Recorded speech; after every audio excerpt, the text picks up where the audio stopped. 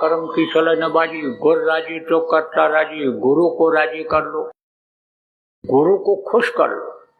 अब गुरु खुश कैसे होते हैं?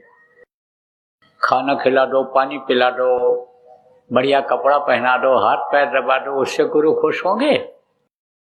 और इससे खुश भी कैसे हो सकते हैं? न खुश कर सकते हो आप। अभी इतने आदमी किसी के ऊपर लग जाओ अन्न खिलाने के लिए, कपड़ा पहनाने के लिए, तो कितना मोटा शरीर हो जाएगा, चल फिर पाएगा? और हाथ पैर दबाने लग जाओ तो मरेगा कि खुश होगा? रोएगा चिल्लाएगा कि खुश होगा? सोचो आप। तो वो खुश किससे होते हैं?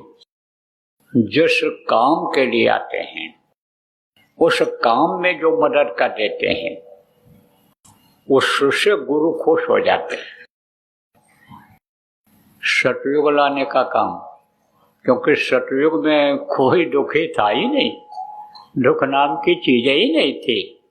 सतयुग में कोई मेहनत करनी पड़ती थी। एक बार लोग बो करके खेत को चले आते थे, जब जरूरत पड़ती थी बादल आते थे, बरस जाते थे, जब जरूरत पड़ती थी फिर आकर बरस जाते थे। खेत खेत में बरसात होती थी और जितने दिन की फसल होती थी, जब वो समय पूरा हो जाता 90 दिन 120 दिन इससे भी ज्यादा, तो लोग जाते थे और काट करके चले आते थे, अनाज को निकाल करके ले जा करके खाते थे। और फिर कोई बोने जाता था, फिर बोने नहीं जाते थे, फिर बारिश होती थी, वो पौधा जम जाता था।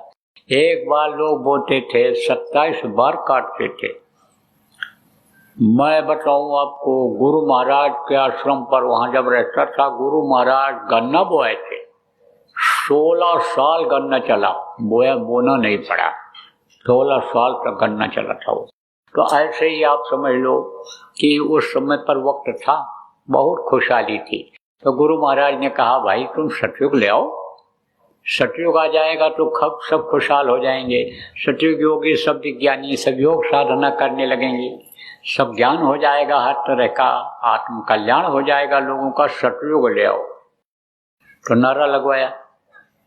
अब आप ये समझो कि सतयुग को अगर ला दिया जाए इस धरती पर और सतयुग देखने के लायक कोई रहा ही नहीं, तो आप ये समझो कि सतयुग लाने का क्या मतलब निकलेगा?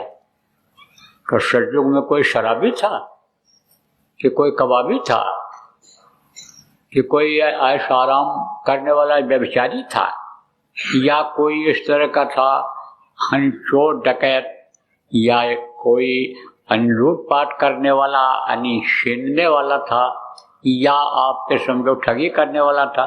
सतयुग में ऐसे लोग नहीं थे। सतयुग में दिव्य रूप था लोगों और दिव्य भावनाएं लोगों की थी और